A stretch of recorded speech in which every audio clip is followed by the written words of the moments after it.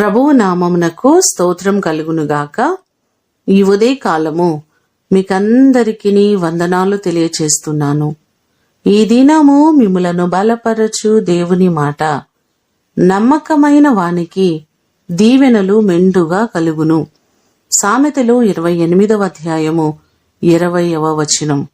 మన దేవుడు మనలను దీవించేవారు, ఆశీర్వదించేవారు, అభివృద్ధిని కలుగచేసేవారు. ఆయన దీవెనలు మనము పొందుకోవాలి అంటే మన జీవితాల్లో తప్పకుండా నమ్మకత్వం అనేటువంటిది చాలా అవసరమై ఉన్నది. బైబిల్ గ్రంథంలో మనం చూచినట్లయితే ద్వితీయోపదేశ కాండము 28వ అధ్యాయంలో ఎన్నో ఆశీర్వాదాలు మొదటి వచనము నుంచి 14వ వచనాల వరకు మనకు కనబడుతున్నాయి. ఆయన మాట శ్రద్ధగా విని ఆయన ఆజ్ఞలన్నిటి ప్రకారము మనము నడుచుకున్నట్లయితే భూమి మీదనున్న సమస్త జనముల కంటే హెచ్చిస్తానని, మిమ్మలను దీవిస్తానని ఆయన ఈ భాగంలో చెప్పడం మనం చూస్తున్నాం. మనము నమ్మకస్తులుగా ఉండి దేవుని సన్నిధిలో మనము జీవించినట్లయితే దేవుడు మనలను బహుగా ఆశీర్వదిస్తారు.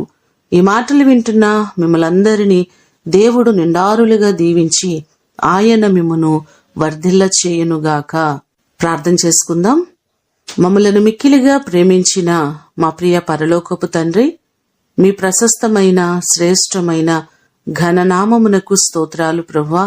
ఈ దినము మీరు సెలవిచ్చిన మీ మాటల కొరకు స్తోత్రాలు. నమ్మకమైన వానికి దీవెనలు మెండుగా కలుగునని చెప్పారయ్యా. మా జీవితాలు నమ్మకమైనవిగా మీరు చేయండి. ప్రతి క్షణము నీ సన్నిధిలో నమ్మకస్తులుగా మేము జీవించినట్లుగా, నీ పాదాల చింత నమ్మకముగా కనబడినట్లుగా మీరు సహాయము చేయండి. ప్రతి వారిని నిండారులుగా మీరు దీవించి ఆశీర్వదించి కృపాక్షేమములు వారందరికీ మీరు కలుగ చేయమని యేసు అతి ఘనమైన నామమున అడిగి వేడుకొని పొందియున్నాము తండ్రి. ఆమేన్. దేవుడు మిమ్ములను దీవించునుగాక.